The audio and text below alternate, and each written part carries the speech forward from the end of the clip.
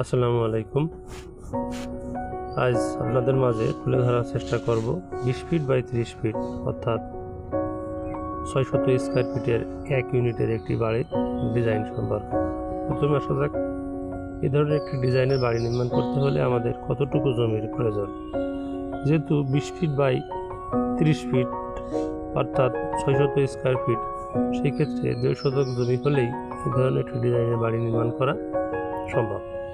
মাত্র 1.5 শতক জমি হলেই এই ধরনের একটি ডিজাইনের বাড়ি নির্মাণ করা সম্ভব। প্রথমে আসা যাক, এই ডিজাইনে মোট কী কী সুবিধা থাকছে।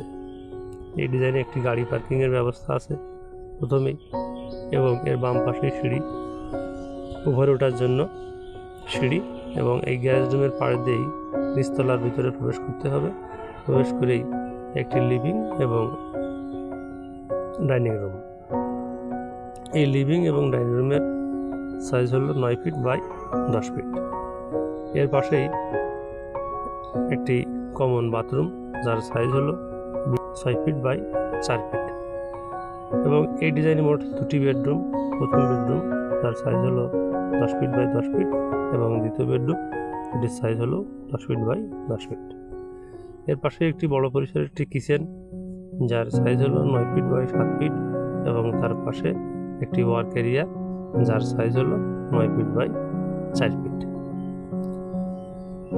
দর্শক, এ ধরনের একটি ডিজাইনের বাড়ি আপনি শহরে কিংবা গ্রামে নির্মাণ করতে পারেন। যদি শহরে নির্মাণ করতে চান, সেই ক্ষেত্রে এই গ্যারেজ রুমটি অবশ্যই রাখার চেষ্টা করবেন। আর যদি গ্রামে নির্মাণ করতে চান, সেই ক্ষেত্রে এখানে একটা রুম হিসেবেও ব্যবহার করতে পারেন।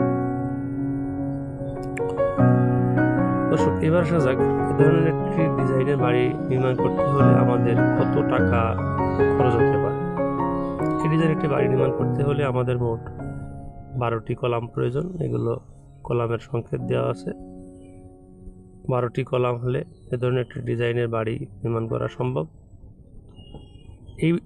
এই ডিজাইনে যদি 3 তলা ভিত দিয়ে নিচতলার কাজ শেষ করতে চান, সেক্ষেত্রে আনুমানিক খরচ হতে পারে 13 থেকে 14 লক্ষ টাকা। আর যদি 3 তলার পরিবর্তে 4 তলা বা 5 তলা করতে চান, সেই ক্ষেত্রে আপনার বেসমেন্টের খরচ আরও বৃদ্ধি পাবে। দর্শক, আজ এ পর্যন্ত। আগামীতে ইনশাআল্লাহ নতুন কোনো বাড়ির ডিজাইন নিয়ে কথা হবে। সে পর্যন্ত সবাই ভালো থাকুন, সুস্থ থাকুন, এই কামনায়। খোদা হাফেজ।